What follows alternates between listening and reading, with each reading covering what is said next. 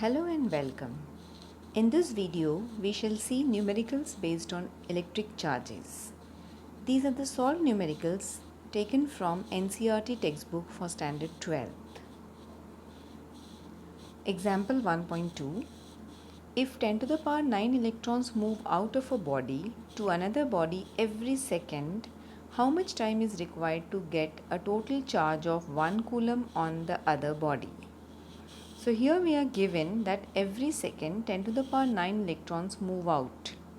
We have to find the total time required for 1 coulomb charge transfer. To solve this, we shall first find out what is the amount of charge that comes out in 1 second.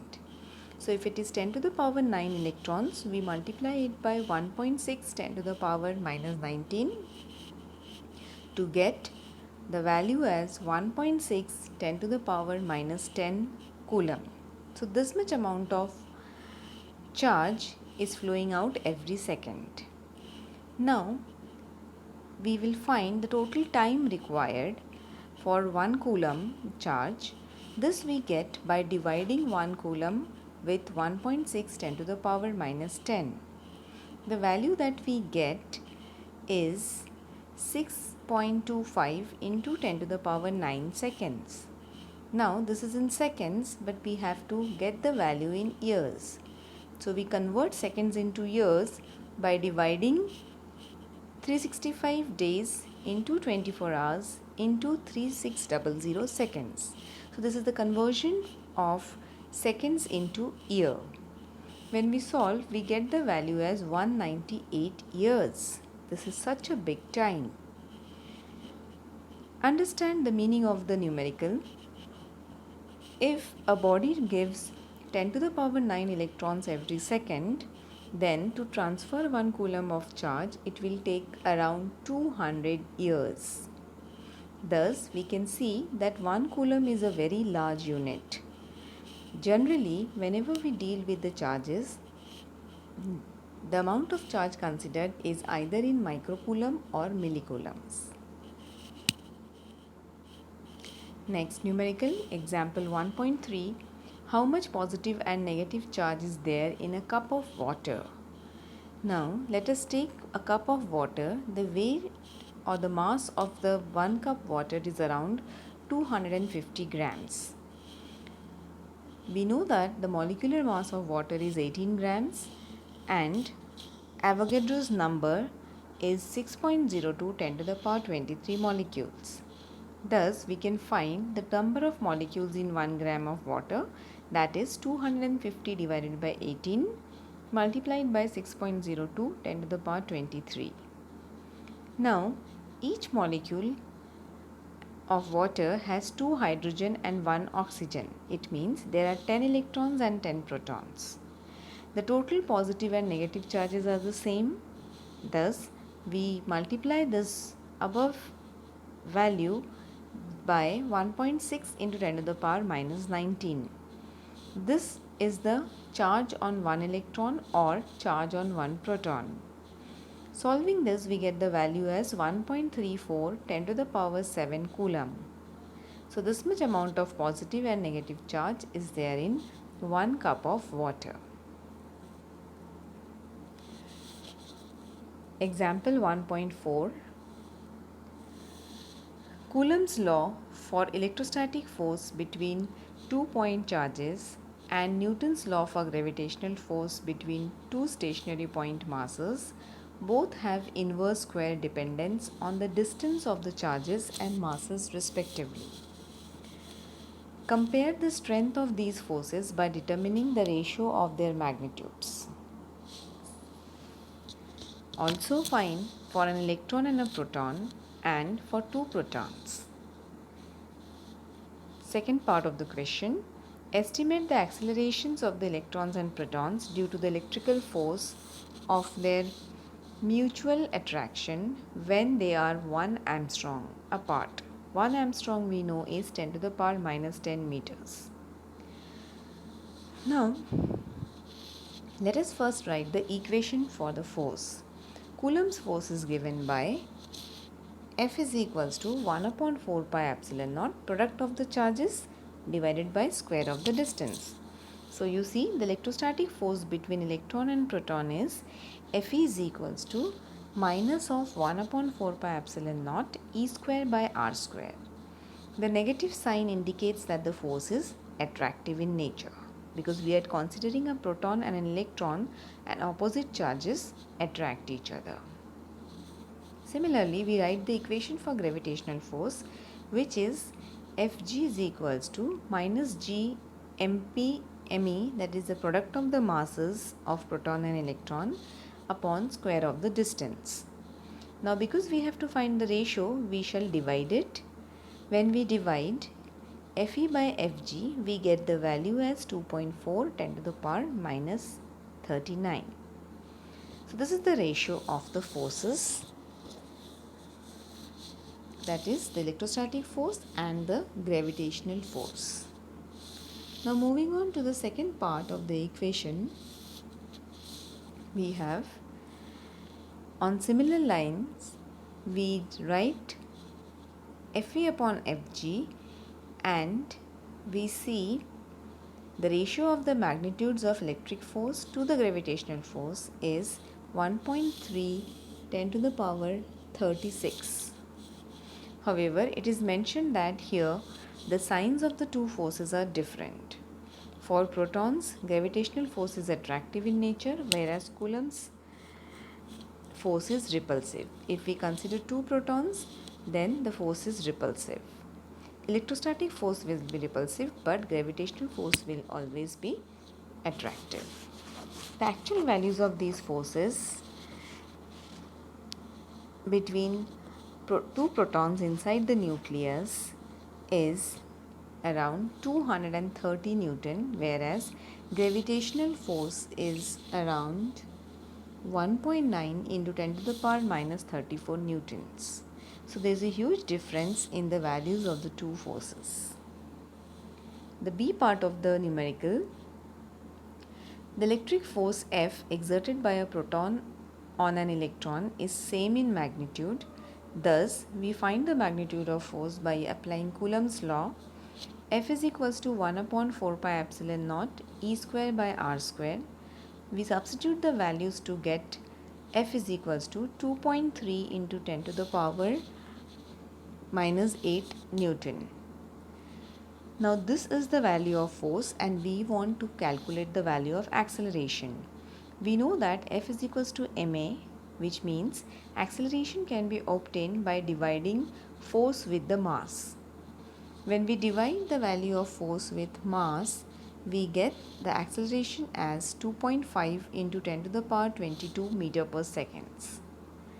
This is the value of acceleration for the electron. On similar lines, we can find acceleration for the proton.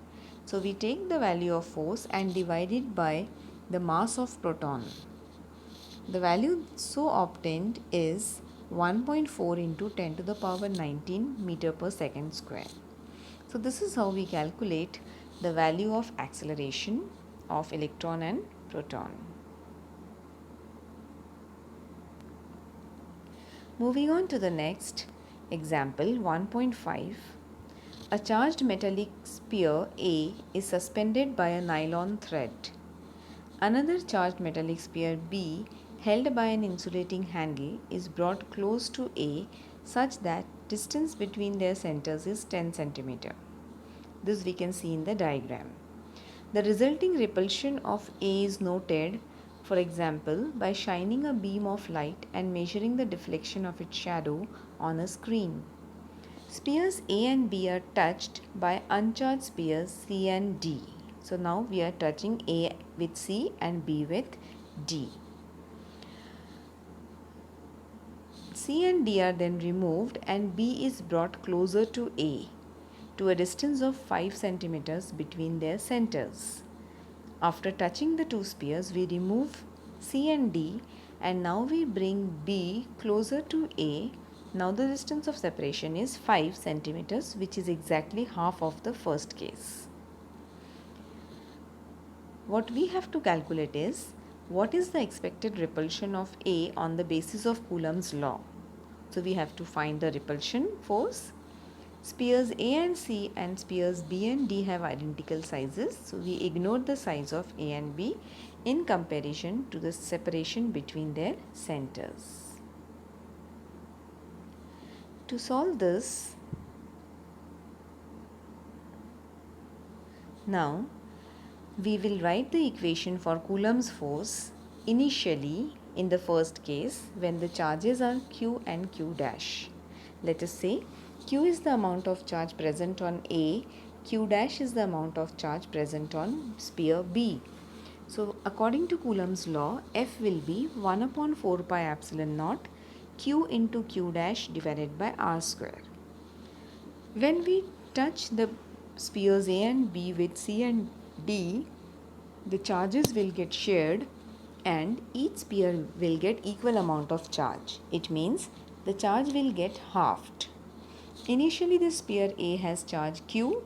Now after touching with C, it will be left with charge Q by 2. Similarly, for the sphere B, initial charge Q dash will now be reduced to Q dash by 2. Distance is also halved, so R will become R by 2. So we will substitute these values in the formula again to get F dash is equals to 1 upon 4 pi epsilon naught Q by 2 Q dash by 2 upon R by 2 whole square. Solving this, we find that F dash is equal to F, which means the electrostatic force on A due to B remains unaltered. It doesn't change. This is how we solve numericals. The next one, example 1.6. Consider three charges Q1, Q2, Q3, each equal to Q at the vertices of an equilateral triangle of side L. What is the force on the charge Q with the same sign as that of small q placed at the centroid of the triangle? Now this is an equilateral triangle ABC of length L, and there is the perpendicular drawn from A onto the side BC. We know that length of the median is given by 3 by 2 into L. So here we apply the same and we see that the distance AD is equal to root 3 by 2 into L. We are talking about the centroid which lies 2/3 from the vertex. Thus, distance AO is 1 by root 3 times L.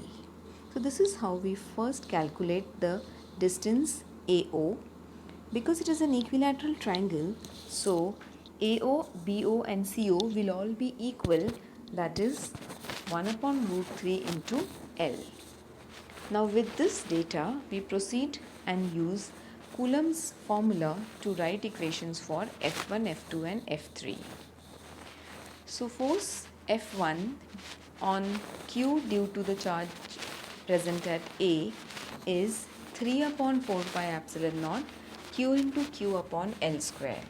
Now this 3 is the value that has come from the denominator.